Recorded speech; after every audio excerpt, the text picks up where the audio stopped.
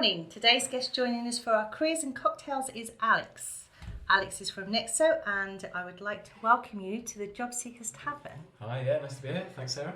Thank you for coming along. So we'll start today's questions with, what's your favourite cocktail? Oh, I don't know what it was before I came in. Potentially an old-fashioned, but now it's got to be the gin employable. The gin employable. Definitely rate the gin employable, and that's definitely one of Jordan's favourites as well. Jordan was our taste tester for our cocktails. Okay. So it was approved before I came in. It was definitely approved, and Marina also likes the gin employable too. So in good company. Definitely. So Alex, tell us a little bit about you and what you do. Sure, yeah. So as you mentioned, I'm from Nexo, specifically work on Nexo Studio side of our business, which is a lean marketing agency. We look to help startups with lean growth, so we'll use mainly paid marketing channels to learn about your messaging, what works visually, verbally, with your audience, so that you can discover ways to scale your company. Okay, perfect. And how long have you been doing that? Officially, as a company, we've been together for just over a year. We've been working together, me and my partner Lewis, for longer than that, probably 2.5 years. And yeah, I've been in marketing for a bit longer again. Okay. That's as we all are. We all have been. Anyway, so how would you compare what you do now to your younger self?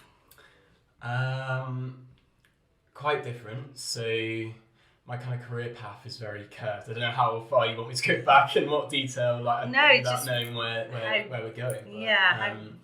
But, I from school started out wanting to be a pilot with the Navy, and I'm now running a digital marketing company. So yeah, quite a difference. Quite a difference. Is there anything that's taken you off the path you wanted to get onto, or? Yeah, so I did go for the role of pilot. Went through various different tests up and down the country. Eventually passing them with a few hiccups along the way, but that's life, right? And, getting back up. Yeah, exactly. So got there in the end in terms of tests and interviews and what have you, but then it was actually eyesight in the end that pulled me down on that one. So and around the same sort of time then I started reading a couple of business books. So that was kind of that triggered an interest there, which kind of leads into where I am now. Oh no, perfect. And what's the best bits about your job? I really like being creative and taking on a new challenge to think, how could we show this in a different light, make it stand out from the crowd so that something isn't in competition with another company or product. So I quite enjoy that side of it. I think from school I was very much more into, the visual side. So I used to really enjoy art growing up and through school.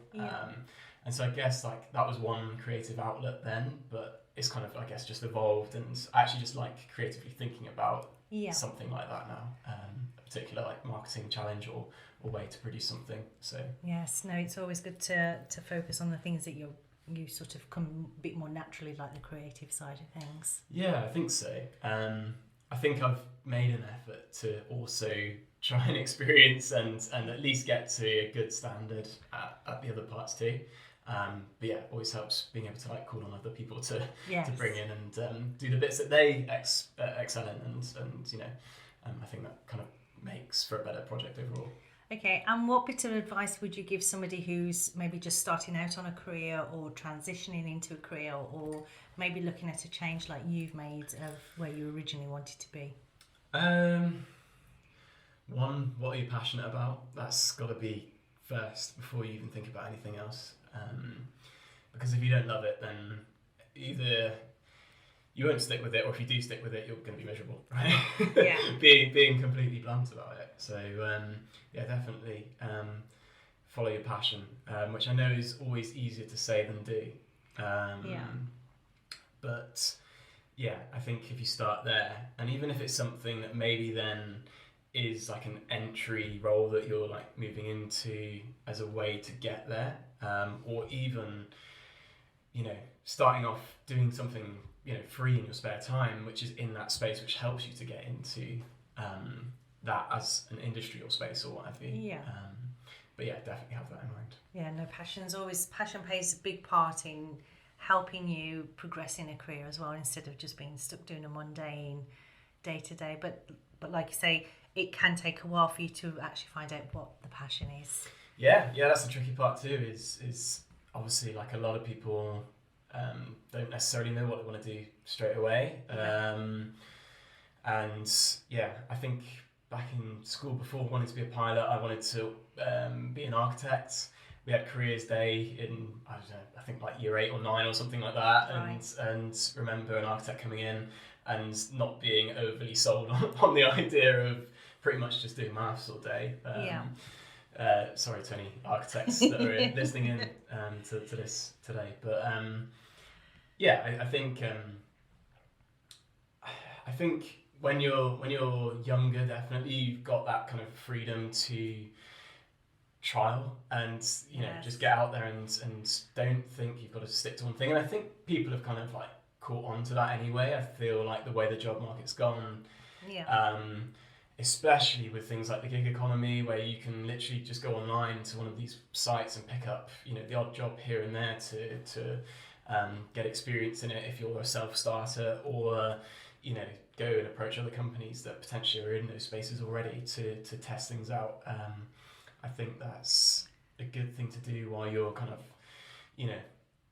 early 20s, maybe even through to the end of your 20s. Like, I think there's such a pressure on school kids these days to kind of know what career you want out of I think when I was growing up, obviously there was a set path and you were destined on your path and you get on your path and there was no diversion, whereas today we used to work in companies for 40 plus years, right? And today's world is completely different to that. It's acceptable now that you can try something for 6 months, and if you didn't like it, you try something else and move on to the next. And it's a lot more acceptable now in today's world than definitely. I think as part of a role I've had previously as marketing director, where I'm hiring for a position, and you'll look through CVs, and potentially whereas before 6 months experiences in different companies might have not looked attractive, now I'm not really looking at that. I'm just looking at what experience did you get whilst you were there, as opposed to I guess the kind of format and structure of how you got it.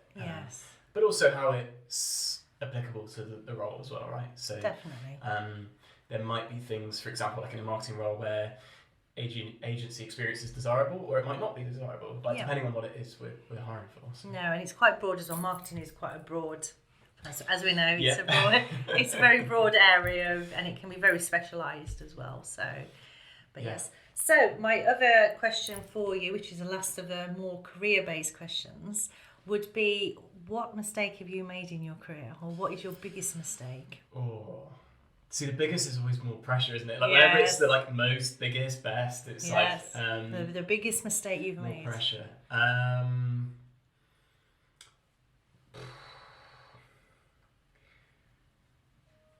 It's a really tough one. You might have to cut the long pause out. Biggest mistake in my career. Do you mean in terms of direction of anything that you've made, whether you, I don't know, either you've picked something you really regretted doing, or maybe you've said the wrong thing to a CEO, or upset a whole boardroom of people, fell down the stairs. I think it's a really interesting one, which probably I'd need to reflect on a little bit more, but as I mentioned about the role with the Royal Navy, and I think because I was at a point where I'd been applying for the role for in excess of 3 years, it seemed very attractive at the time when I was 2021 to just take what was offered to me, but I kind of always knew that wasn't what I really wanted to go into. That being said, I've got no regrets for having gone through and done a bit of time that I did do, because I met fantastic people, learned incredible things around leadership from amazing people that are highly skilled in that area. So I don't know that was a mistake necessarily, but I guess coming back to I guess the point I made earlier, where try and go after something that you're passionate in. I guess for me, weapon engineering wasn't that thing. Yeah.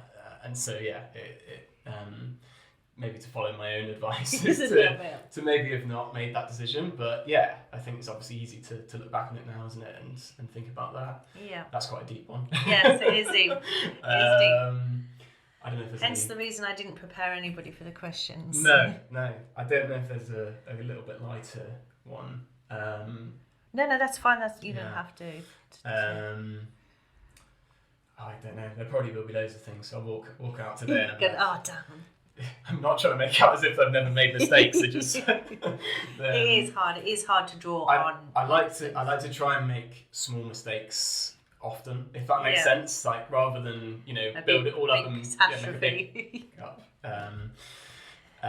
So and I think that's the nature of what we do with Nexo as well. Is don't be afraid to just go out and be measured in what you're testing, but don't be afraid to go out and just try out a thing. And you almost certainly know that that's not going to be the right way to go about it first way out. But very quickly make sure you're updating your strategy and approach and learn and get it right in a quick space of time. Which I think is what where maybe we do better than others is that quick turnaround time. I think sometimes people try and follow that approach, but operate at a slower pace, and so you then end up potentially running out of time or money or something before you get to the desired outcome. So that's the key for us. No, that's perfect. And now I'm going to skip to the employable questions, which are a bit more non-career based. So, what is the strangest thing you've got in your fridge, Alex? Oh God.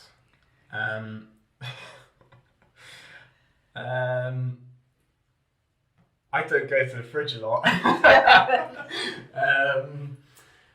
Strange. I don't know. Like both me and my partner, life partner, are quite good when it comes to shopping. So like we'll go in with like a list and be organised and kind of like know what we're getting. So is there any sort of strange random foods or? God, I don't know. No. I don't know that it's weird. I think in terms of like weird shaped fruits, like aubergine, I think for lasagna, I think Amy puts in with that meal. Yeah. Okay, no problem. Right, so the other one is if you had the world's attention for 30 seconds, what would you say? Wow.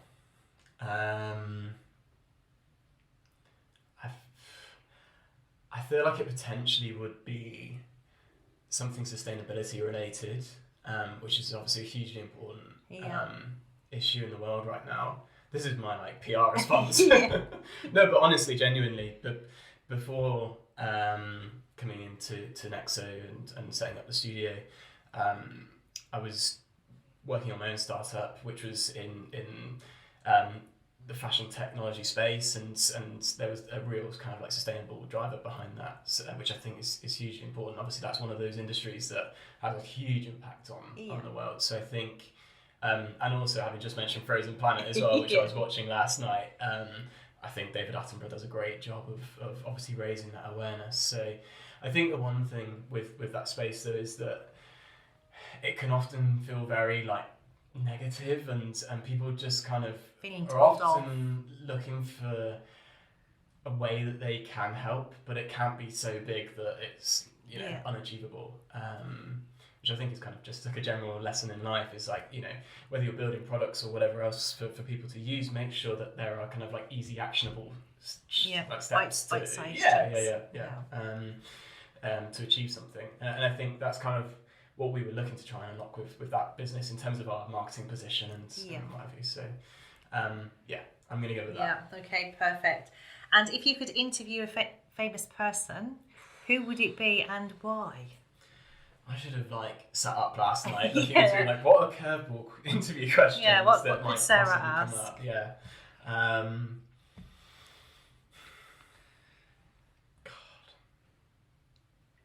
Some interesting answers. Famous people, so anything from I don't know, actors or politicians or comedians or business savvy people? Yeah.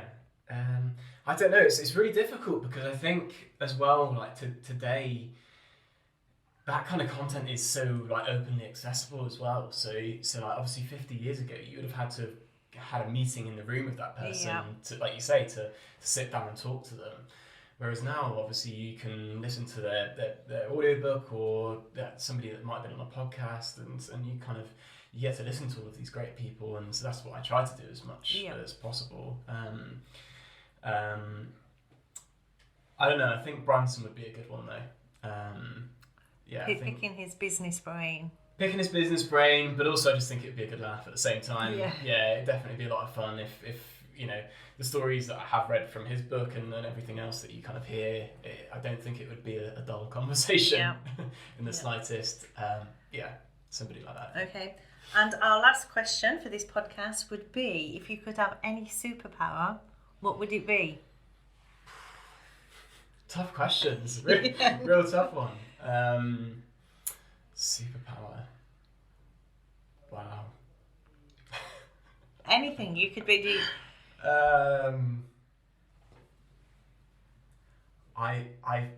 It sounds really bad, but I'm trying to think what the Umbrella Academy. Have you watched that? Yes. And I can't remember her name, but the one that basically can like whisper and is that tell people to do something. I want to say sounds very Vanya. I think she's the one with like crazy like strong like magical powers. Can't remember her name now. It's gone for me. But anyway, it sounds very manipulative. But being able to whisper suggestions. If you could do that, right? The power of suggestion. You'd be. Isn't that what marketeers do anyway? Yeah. But it'd just be a lot easier if you could just enhanced power of persuasion. Or suggestion. Yeah. Okay, that's perfect. Thank you very much for that. And cheers. Cheers. Thanks for having me on. No, thank you for coming.